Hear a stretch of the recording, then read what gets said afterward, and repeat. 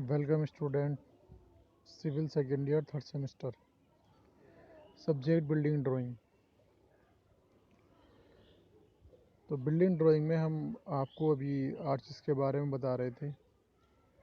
तो इसमें कुछ इंग्लिश में मैंने लेक्चर लिया है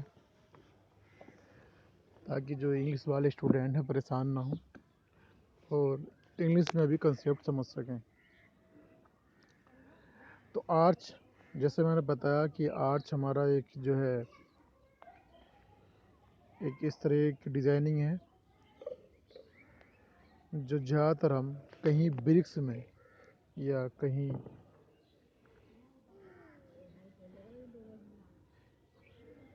कहीं डोर पर इसकी डिज़ाइनिंग देते हैं।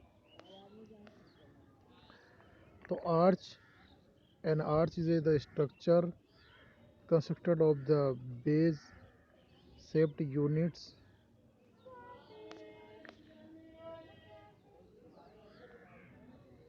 together with the mortars and the spanning and opening to the support of the weight of the wall above it along with the other superimposed loads due to base like the form the unit support is other the load tends to make then compete and enable them to transmit the pressure downwards of the support।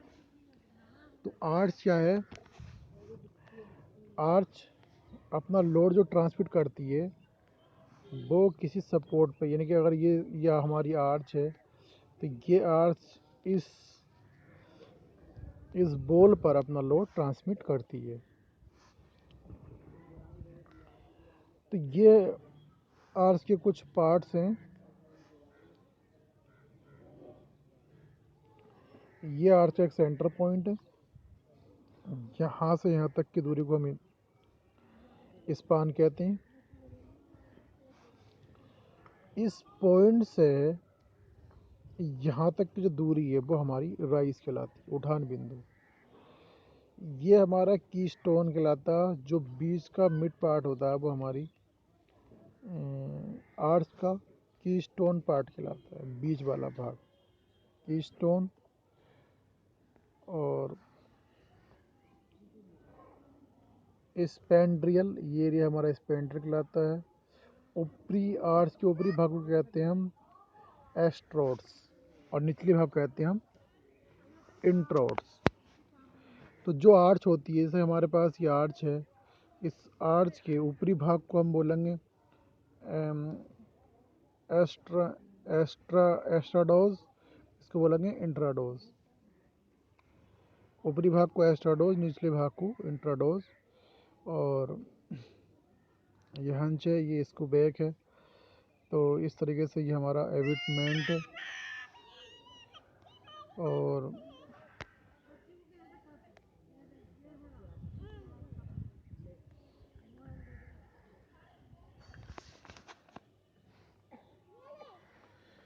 तो यहाँ पर एक segmental arch है जो हमारी काफ़ी आगे तक जा रही है। तो आपने देखा कि इस आर्च के अंदर हमारे कौन कौन से पार्ट्स हैं। ये हमारा पियर है, ये हमारा पियर है, ये हमारी एक आर्च है, इसके बाद में हमारी एक आर्च और जा रही है। तो कंटिन्यूस आर्च जा रही है, यानी कि सेगमेंटल आर्च। ये एस्ट्रोड्स, ये इंड्रोड्स, ये राइस पॉइंट, ये हमारा की स्टोन्स। और अगर साइड से देखें तो ये हमारा हंच एरिया कहलाता है। तो आर्च क्या है? आर्च अपना लोड ट्रांसमिट करती है अपनी वॉल के ऊपर। तो इंट्राडोज क्या होता है? This is the inner curve of an arch. इंट्राडोज, जैसे बताया भी आपको कि इंट्राडोज जो होता है वो जो हमारी आर्च है, जैसे ये हमारी आर्च है तो इसके अंदर का भाग हमारा इंट्राडोज कहलाता है। यानी कि ये हमारी आर्च है तो आर्च का ये अंदर का जो भाग है हमारा, ये इंट्राडोज कहलाएगा। तो इंट्राडोज इंट्राडोज क्या होता है कि this is the inner curve of on arch, कि जिस तरीके से हमारी आर्च, इस तरीके से ये आर्च है और ये कोई मोटाई है, तो ये नीचे वाला भाग जो कहलाएगा वो हमारा इंट्राडोज कहलाएगा,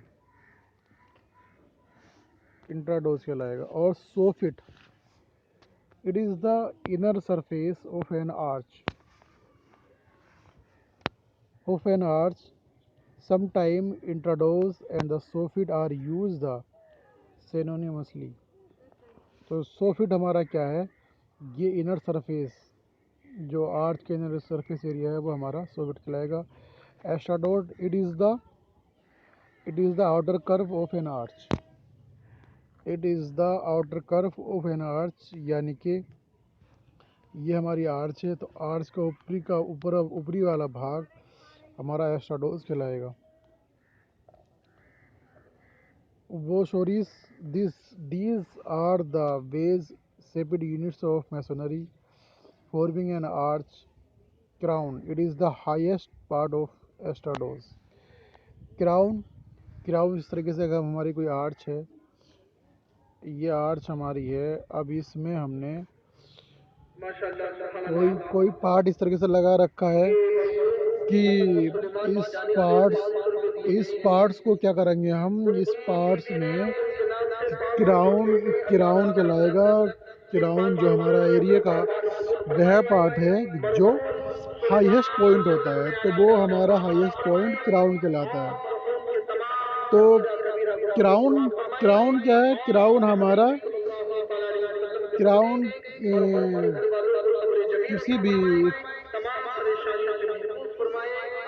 क्राउन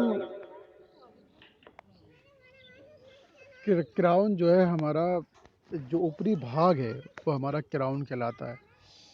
यानी कि मैंने आप बना के दिखाया, ये क्राउन हमारा कहलाएगा। अगर हम इस तरीके से कोई वर्टिकल इससे राउंड शेप ली और इसका जो मिड पॉइंट है, तो आर्च का जो सबसे ऊपरी भाग है ये हमारा क्राउन कहलाता है। तो आर्च के ऊपरी भाग को हम क्राउन कहते हैं। कि it is the base shaped unit the fix at the crown of the arch. Spandrel, this is the curved triangular space formed between the asteroids and the horizontal line through the crowns. Squeback, this is the inclined or splayed surface on the abutment which so prepared to receive the arch and from which the arch springs. Springing points, these are the points from which the curve of the arch. Springing line, it is the imaginary line joining the springing points of either ends. Spranger, it is the first washer at the springing level, it is the immediately adjustment the skew back. Abutment, this is the end support of an arch. Abutment क्या होता है, this is the end support of the arch. तो abutment जो हमारा एक जो support का सबसे एंड भाग होता है वो हमारा एबटमेंट कहलाता है। Pier, this is an intermediate support of an arch. Arcade, pier, arcade is the row of the arches is in the continuation. तो ये सारे पार्ट्स हमारे हैं कि जी, ये हमारा एबटमेंट एरिया है जो बता रखा है, ये एबटमेंट है, ये हमारा पास सेंटर है, ये पियर है, ये स्प्रेंगलर है, ये स्प्रेंगल लाइन है, ये इंट्राडोज है, ये राइस है, ये एस्ट्राडोज। तो स्पेंड्रियल, तो ये सब क्या है, किसी आर्च के पार्ट्स हैं। कि जब किसी आर्च पे हमें किसी तरीके के भाग को इंजीनियरिंग की भाषा में हम क्या क्या बोलेंगे। तो Lintner's and arch, hunch, It is the lower half of the arch between the crowns and the skew back.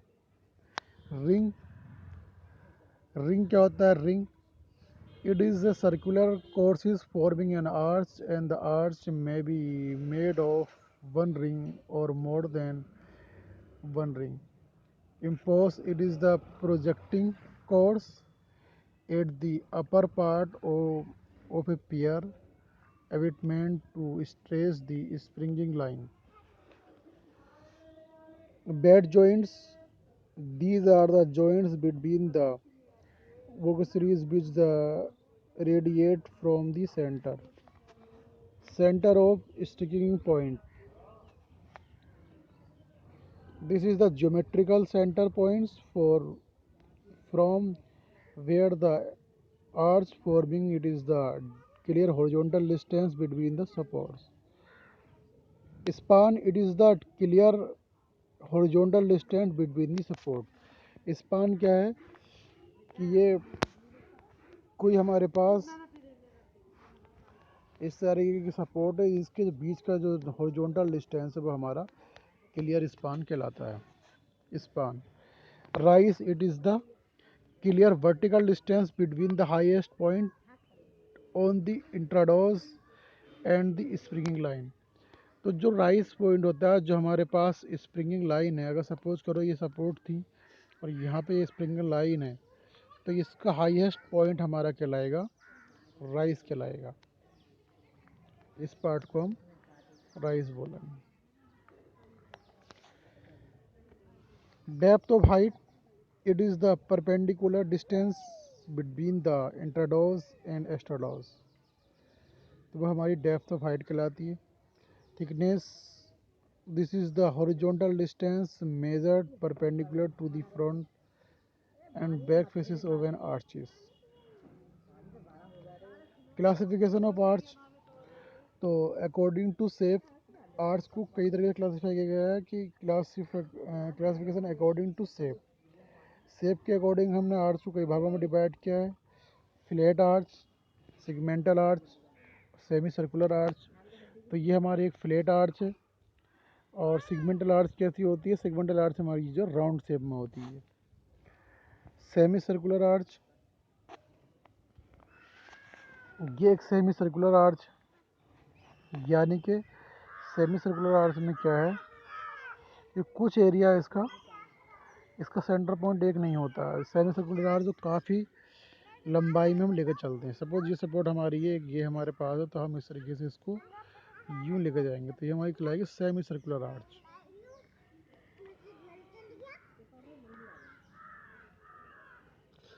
तो semi circular arch, horseshoe arch. Pointed arch, तो पॉइंटेड आर्च में क्या है? This is also known as the Gothic arch. It the consist two arches of the circles meeting at the apex. The triangle formed may be equivalent of the iso isosceles in the later is the show in the figure. तो types of arches, ये हमारी semi circular arch है, ये horseshoe arch, equilateral arch और आइसो स्केल arch. इसको हम पैराबोलिक आर्च भी बोल सकते हैं.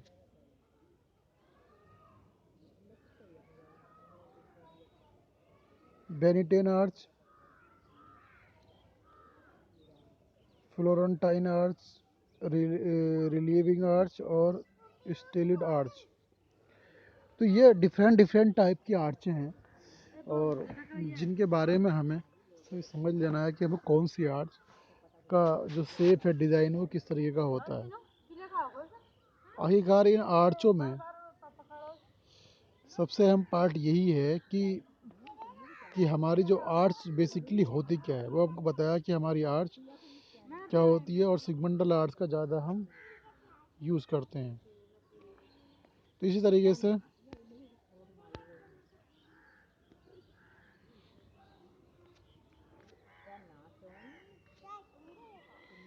Semi elliptical arch, classification based on the number of the centers तो one centre arch semi circular में क्या होता है कि one centre arches, two centre arches, three centre arches और फोर सेंटर आर्चिस। जब हमारे किसी आर्च के कई सारे सेंटर हैं, अगर सेंटर एक ही है, यानी कि सेंटर एक का मतलब ये है कि हमने ये सेंटर पॉइंट रखा और इस सेंटर से हमने इस तरीके से बनाया, तो ये हमारा एक वन सेंटर आर्च। अगर हमारे पास दो हैं कि इस तरीके से हमने लिया कि ये हमने लिया इस तरीके से यूँ, फिर इसका एक सेंटर दूसरे का बड़ा करके ले लिया यूँ, तीसरे का और बड़ा लिया, तो ये हमारा लॉन्ग हो गया। और लॉन्ग होने का जरिए इसका क्या है, एक सेंटर फिक्स नहीं होगा, जैसे कई सेंटर होंगे, तो जहाँ एक सेंटर फिक्स ना हो उससे आगे अगर दो सेंटर हैं तो वो two centre arch, three centre arch, four centre arch.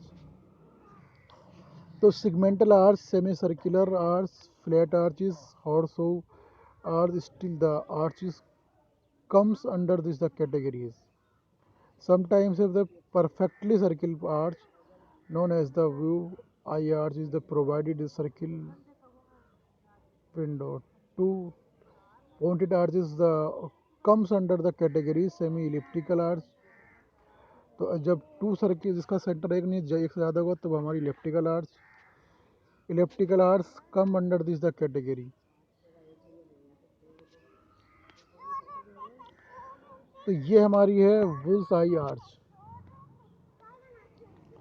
Bull's eye arch, three centre arch elliptical, three centre arch elliptical, four centre arch tender arch और five centre arch semi elliptical arch. तो ये कई type के arch हैं, तो इस तरीके की आर्च हमें फिगर मालूम होनी चाहिए। अब five centre arch classification on the material workmanship. तो स्टोन आर्च, अब स्टोन आर्च की जो दो कैटेगरी होती हैं, स्टोन आर्च, रवल आर्च और एस्लर आर्च। ब्रिक आर्च में रफ आर्च और एग्जिट रफ, गेजेड आर्च और purpose made brick arch. Concrete arch में कंक्रीट आर्च, तो कंक्रीट आर्च में कंक्रीट ब्लॉक यूनिट्स आर्च और मोनोलाइटिकल आर्च। तो कंक्रीट ब्लॉकेट में क्या होता है, वो प्रीकास्ट मेंबर होते हैं, और मोनोलाइटिकल में होता है कि जहाँ हम कंस्ट्रक्शन साइट पे ही आर्च डिज़ाइन करनी होती है। तो सबसे अहम बात यह है कि जो हमारी आर्च है, तो आर्च को अगर आप मटेरियल के हिसाब से देखें तो आप स्टोन की आर्च, ब्रिक आर्च और कंक्रीट आर्च यूज़ करते हैं। स्टोन आर्च में अगर बात करें तो स्टोन आर्च में दो तरीके की हमारी मेसनरी होती है, एक रवल और असलर। ब्रिक में रफ, एक्सिट, गेजिड और पर्पस। और कंक्रीट आर्च जो होती है कंक्रीट ब्लॉक और मोनोलाइटिक आर्च। तो these types are being the described in the subsequent the articles. सबसे पहले अगर आप बात करें स्टोन आर्च की, तो स्टोन आर्च में आता है हमारा रवल आर्च और एस्लर आर्चेस। रबर आर्च, तो रबर आर्च में हमें क्या करना होता है कि rubber masonry arch is the comparatively weak and the use of the comparatively inferior work। ये ज़्यादा मजबूत नहीं होती है रबर आर्च जो होती है हमारी। एस्लर आर्च जो है काफ़ी अच्छी होती है। और ashlar this type the stone are the cut of the proper shape of the biscuits and the fully desired. तो ये हमारी एक फिगर है, इस फिगर में इन्होंने मेंशन कर रखा है रेबिल जॉइंट्स। तो एस्लर स्टोन आर्च, ये सेमी सर्कुलर आर्च है, ये सेमी सर्कुलर आर्च, ये हमारी सिगमेंटल आर्च, ये हमारी फ्लैट आर्च, और ये हमारी है जगलिट जॉइंट रिवेटेड जॉइंट्स। तो ये हमारी है रिवेटेड जॉइंट्स एस्लर स्टोन आर्च। तो एस्लर आर्च जो है इसके अंदर क्या करते हैं हम, जहाँ पर हमें आर्च देनी होती है वहाँ पर स्टोन हमारे जो है बड़े बड़े लगाकर उसके बाद में सारे एरिया को हम भर देते हैं। ब्रिक आर्चेस, तो ब्रिक आर्च में बी क्लासिफाइड और are rough bricks arches is the exit on the rough cut brick arches, the segment bricks arches, and the purpose of the bricks arches depending upon the nature of workmanship. तो brick arch, जहाँ arch में हम brick use करते हैं तो वो हमारी brick arch कहलाती है। तो ब्रिक आर्च में नंबर फर्स्ट होती है रफ ब्रिक, यानी कि जो खुरदरी टाइप की होती है, तो वो हमारी रफ ब्रिक आर्च कहलाती है। तो सिगमेंटल रफ ब्रिक आर्च, तो ये हमारी एक सिगमेंटल फिगर है, रफ ब्रिक आर्च है। और axed brick arch, axed brick arch हमारी इस टाइप की है। और एक्सिड ब्रिक आर्च की अगर बात करें तो इसके अंदर हम बहुत सारे कटिंग बेस शेप लगा देते हैं। जैसे हमने यहाँ दिखा रखा है कि यहाँ एक एक एक जो है एक ब्रिक्स बिल्कुल सीधी है, यानी कि कंप्लीट है। यहाँ पे ब्रिक्स के दो भाग लगा रखे हैं। तो जो एक्सिड ब्रिक आर्च होती है उसके अंदर हम ब्रिक्स की कटिंग पार्ट भी लगा देते हैं। गेजेड brick arch,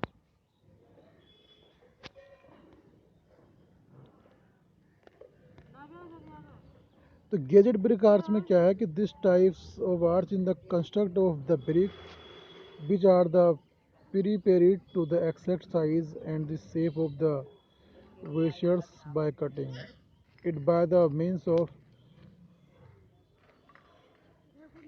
the surface of the brick or the shape of the vessel of the cutting it by means of the wire. So the surface of the brick or the fine desired with the help of the file for the only soft bricks.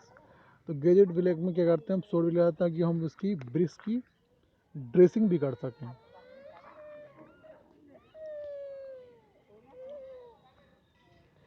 Purpose of made brick arch. अब number आता है concrete arches. तो concrete arch जो होती है, जो ज़्यादातर basically हम इसी का यूज़ करते हैं, तो इसमें आता है सबसे पहले precast concrete block arches. Precast block का मतलब सिर्फ यही है कि पहले आपने कोई इस तरीके का एक फ्रेम स्ट्रक्चर लिया और उसके अंदर कंक्रीट भर के आर्च लगा बना दी, और उसको जहाँ कंस्ट्रक्शन वर्क चल रहा है जाके हमने वहाँ फिट कर दी, तो वो हमारी कहलाती है प्रीकास्ट कंक्रीट ब्लॉक आर्चेस। तो precast such arches are the made from the precast concrete block is the block being the cast in the mold of the exact shape and size of the whiskers। तो ये क्या है, हम इसको किसी mould के अंदर एक सांचे में प्रीकास्ट करके सांचे में ढालते हैं, और तो ये हमारी प्रीकास्ट आर्च कहलाती हैं। तो ये हमारे पास जो प्रीकास्ट आर्च होती हैं, प्रीकास्ट आर्च का मेन बेसिकली फंक्शन यही है कि हम किसी एक यार्ड में कुछ मोल्ड से उसमें आर्च डिजाइन कर लेते हैं। मोल्ड आइडिकल कंक्रीट आर्च, तो monolithic concrete arches are the constructed from the cast in situ concrete. तो इनको हम वहाँ जो कंस्ट्रक्शन ऑफ आर्च है, तो हम इनको वहाँ कंस्ट्रक्ट करते हैं जहाँ हमारा कंस्ट्रक्शन वर्क चल रहा होता है। Plane of the reinforced depending upon the span and the magnitude of the loading. These arches are the acute suitable for larger span. The arch thickness of the 15 centimetre. तो ये मोनोलाइटिक concrete arch जो है, हम इसे large Spain के लिए भी use करते हैं, और इसकी जो थिकनेस है वो 15 सेंटीमीटर से कम नहीं होनी चाहिए। तो 15 सेंटीमीटर हम थिकनेस भी रखते हैं और इसकी लॉन्ग स्पान के लिए डिज़ाइन करते हैं। तो मोनोलाइटिकल जो आर्च हमारी है, इसको मोस्टली ज़्यादातर यूज़ किया जाता है, और जहाँ हमारी रिक्वायरमेंट होती है कंस्ट्रक्शन में वहाँ हम आर्च बना देते हैं। अब टॉपिक आता है कंस्ट्रक्शन ऑफ आर्च। अब हम किसी आर्च का निर्माण कैसे करते हैं, किस तरीके से हम आर्च बनाते हैं। तो the construction arches of all types of materials brick, stone, concrete is the carried out of the 3 steps: installation of centering of formwork, laying of the casting of actual arch, striking or removal of centering of formwork। Installation of centering, तो सबसे पहले हम देखते हैं कि arch का centre point कहाँ है। अगर हमें कोई आर्च बनानी है तो सबसे पहले सेंटर पॉइंट देखते हैं, सेंटर पॉइंट से हम किस तरीके से आर्च बनानी है। Centering is the temporary of the structure required to the support brick, stone or the concrete arch during its the construction till it has gained the sufficient strength। किस height तक इसको उठाएं कि ताकि इसकी जो स्ट्रेंथ एक सूटेबल रहे। The centering is the installation in such is the way that is the suppose upper surface corresponds with the intrados of the earth. For minor works, centering may be the made of mud masonry construction to made with the inner soffit of the earth, and then the plastered this masonry of dismantled later when the arch has been constructed and cured.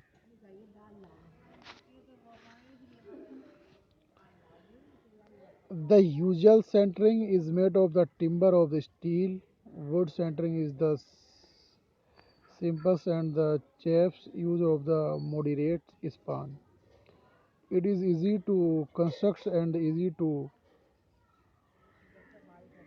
and it can be used the several times। तो ये हमारी timber centering for the wider soffit. तो यहाँ पर ये timber arch है, ये हमारी सेक्शन दिखा रखा है, और centering for wide soffit and the wider span. तो किसी बिगर स्पान के लिए इस तरीके से हम क्या करते हैं, एक सेटिंग लगाते हैं और इस तरीके से हम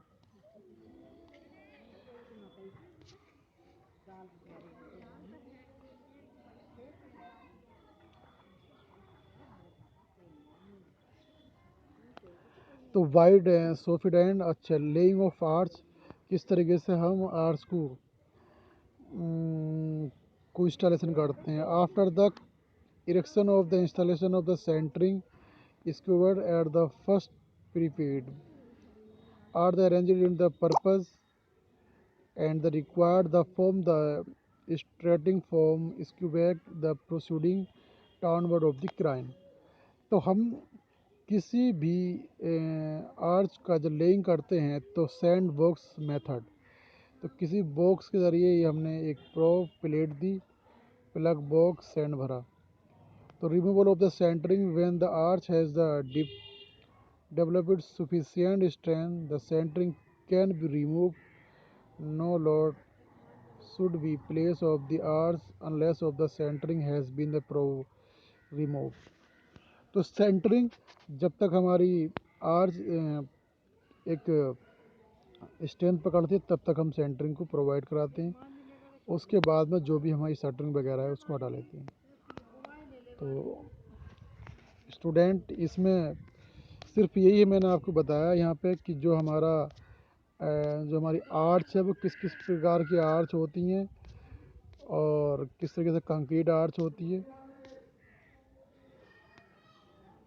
तो थैंक यू क्लास।